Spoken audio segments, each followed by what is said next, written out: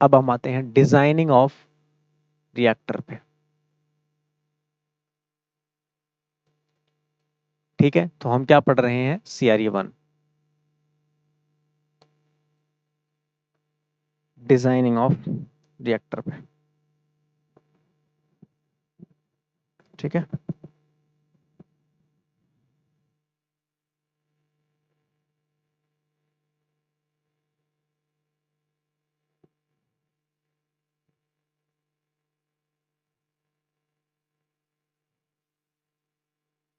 ठीक है।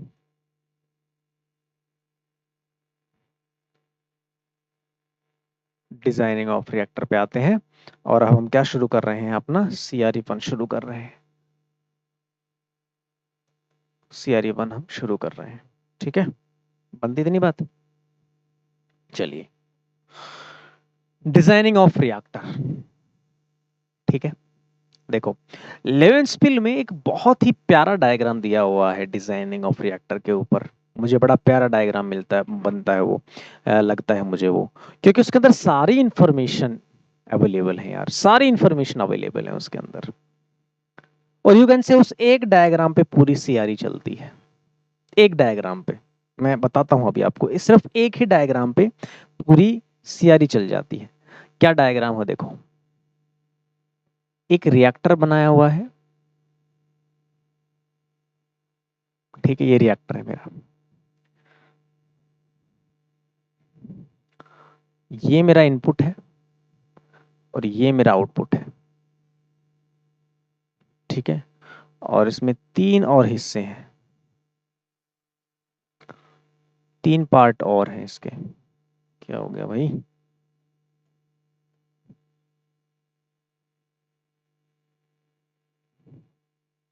क्या 3 पार्ट है वो भी देखेंगे।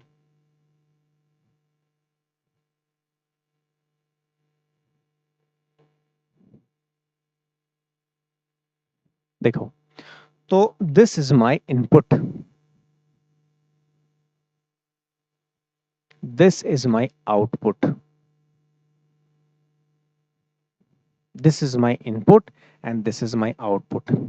ये है मेरा केमिकल काइनेटिक्स।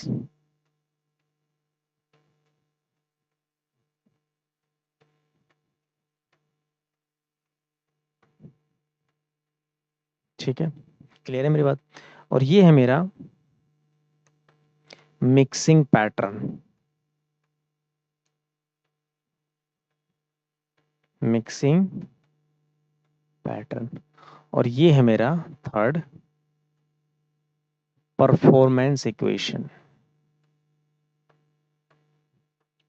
सब कुछ पढ़ा दिया, अब ये मान लो मैंने आपको सब कुछ पढ़ा दिया। ठीक है, कॉन्टैक्टिंग पैटर्न या mixing pattern, kinetics, performance equation, इनमें जो है ना, मैंने आपको मान लो कि सारी CRE पढ़ा दी है।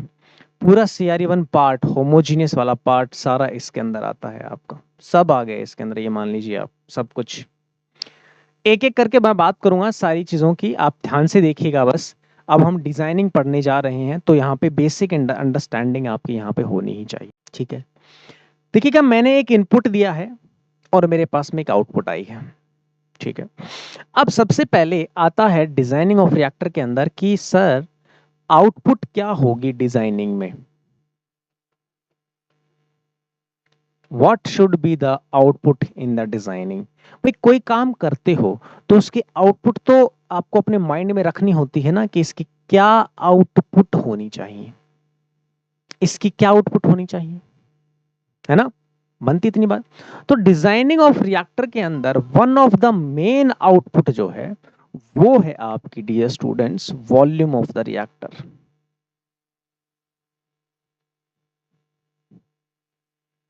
वॉल्यूम ऑफ द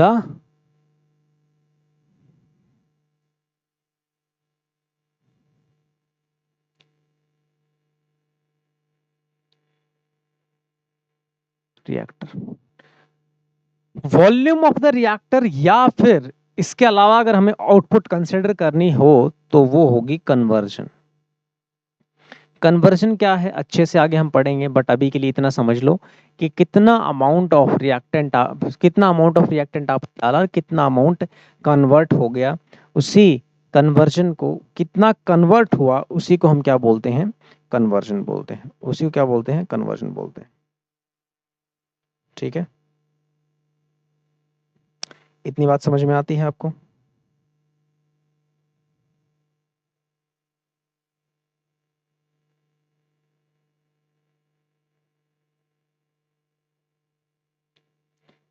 इतनी बात समझ में आती है?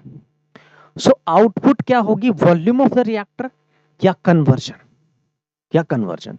तो डिजाइनिंग ऑफ रिएक्टर के अंदर हमारे पास में बेसिकली तीन रिक्वायर्ड चीजें होनी चाहिए, तीन रिक्वायर्ड चीजें होनी चाहिए। ठीक है, कौन कौन सी होनी चाहिए डिजाइनिंग ऑफ रिएक्टर के अंदर?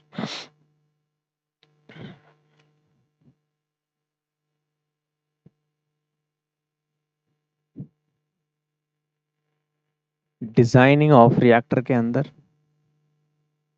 एक होना चाहिए मेरे पास में साइज ऑफ द रिएक्टर।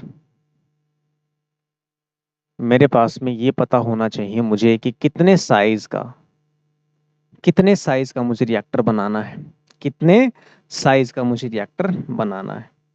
ठीक है, उसके बाद अब रिएक्टर जो है, अब पानी से तो चलेगा नहीं या फूंक से तो चलेगा नहीं, एनर्जी चलेगा। तो एनर्जी का जो एक्सचेंज है उसका क्या प्रोविजन है, उसका क्या प्रोविजन है, मतलब provision of exchange of energy, provision of exchange of energy. Energy को कैसे एक्सचेंज किया जाएगा टू रन द रिएक्टर। और थर्ड होगा मेरा ऑपरेटिंग कंडीशन, किन ऑपरेटिंग कंडीशंस पे मुझे रिएक्टर को चलाना है। तो ये मेरे तीन बेसिकली पार्ट रहेंगे रिएक्टर के अंदर, तीन बेसिकली मेरे पास में पार्ट रहेंगे रिएक्टर को समझने के लिए। Size of the reactor, exchange energy क्या प्रोविजन है और ऑपरेटिंग कंडीशंस क्या है। ठीक है, देखिए अगर मैं साइज ऑफ द रिएक्टर की बात करूं तो मुझे मेरा जो आउटपुट रहेगा रिएक्टर को डिजाइन करने के लिए, उसके अंदर आउटपुट में मेरा वॉल्यूम ऑफ द रिएक्टर जो कि क्या शो कर रहा है, साइज ऑफ द रिएक्टर को शो कर रहा है, या कन्वर्जन। तो जब हम डिजाइनिंग करते हैं रिएक्टर की, तो या तो हम वॉल्यूम को एज्यूम कर लेते हैं, वॉल्यूम को एज्यूम कर लिया जाता है, और उस एज्यूम किए हुए वॉल्यूम से हम किसी पर्टिकुलर रिएक्टर के बारे में हम निकालते हैं कि वो वॉल्यूम कितना कन्वर्जन दे रहा है, कितना कन्वर्जन दे रहा है। ठीक है, बनती इतनी बात। या फिर हम कन्वर्जन को एज्यूम कर लेते हैं और फिर हम वॉल्यूम निकालते हैं, फिर हम वॉल्यूम निकालते हैं। ठीक है, तो उससे क्या पता लगता है कि इस पर्टिकुलर कन्वर्जन को अचीव करने के लिए मुझे कितना वॉल्यूम ऑफ द रिएक्टर की रिक्वायरमेंट पड़ेगी। समझ में आ गई मेरी बात? या तो हम वॉल्यूम को एज्यूम करते हैं या हम कन्वर्जन को एज्यूम करते हैं। वॉल्यूम को एज्यूम कर लिया मतलब फिक्स कर लिया, और डिजाइनिंग इक्वेशन से जो कि हम आगे कैलकुलेट करेंगे, जब यहाँ ड्राइव करेंगे आगे, वॉल्यूम ऑफ द रिएक्टर को कीपिंग कांस्टेंट करके हम कन्वर्जन को निकालते हैं कि मेरे पास में कितना कन्वर्जन आया है। तो इससे क्या पता लग जाएगा कि 10 लीटर वॉल्यूम के रिएक्टर के लिए अगर मैं यूज करूंगा तो मेरे पास में लेट्स सपोज कि 60% 70% कन्वर्जन आ जाएगा। कन्वर्जन का मतलब क्या है, 60% कन्वर्जन का मतलब है कि 60% रिएक्टेंट प्रोडक्ट में कन्वर्ट हो चुका है। सिंपली अभी के लिए इतना मतलब समझो। कन्वर्जन का मतलब क्या है कि 60% रिएक्टेंट जो है वो प्रोडक्ट के अंदर कन्वर्ट हो चुका है। 60% कन्वर्जन का मतलब ये है।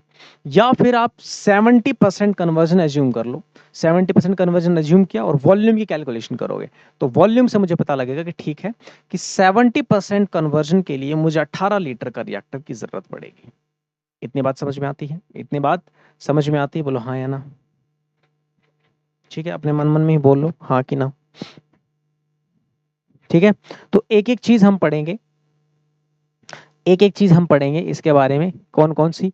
हम काइनेटिक्स को पढ़ेंगे,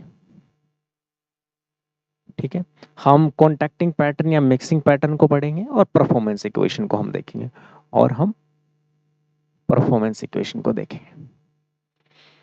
देखिए सबसे पहले हम आते हैं काइनेटिक्स के ऊपर कि मुझे काइनेटिक्स में क्या क्या मिलता है, काइनेटिक्स क्यों इंपॉर्टेंट है किसी भी रिएक्टर के लिए। देखो यहाँ पे जो आउटपुट है ना, आउटपुट आप उसको मत समझना कि आउटपुट का मतलब है कि मेरे पास में क्या प्रोडक्ट आया है, समझ रहे हो? ये मत समझना कि क्या प्रोडक्ट आया, मान लो कि अमोनिया बना रहे तो अमोनिया मेरे पास में प्रोडक्ट आउटपुट आ गई, नहीं।